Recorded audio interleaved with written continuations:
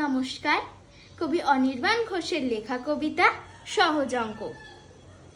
বুনোর হাটে বেগুন যদি 8 টাকা হয় তবে নন্দলালের পিসির বয়স এখন কত হবে?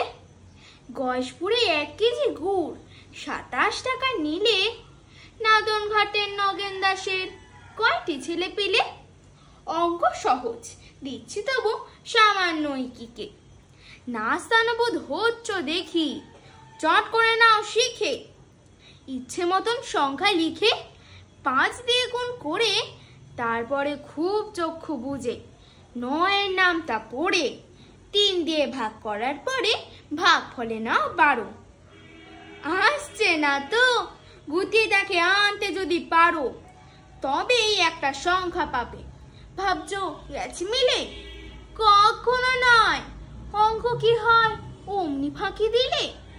যে সংখ্যাটা থাকবে হাতে সেটার সঙ্গে 19 যোগ করো বা বিয়োগ করো, কারটা থেকে শুনি। শেষকালে সেই সংখ্যাটাকে ফেলবে দশমিকে। মিলবে গিয়ে অঙ্ক এবার, এক্ষুনি নাও লিখে। তাও হলো না?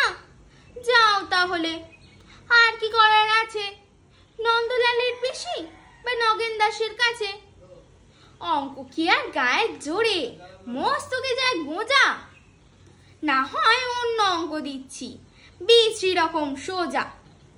5 টাকাতে গন্ধ লেবু পাও যদি 3 খানা, কুমোরপুরের হাড়ুর তবে কয়টি ছাগল ছানা? নমস্কার।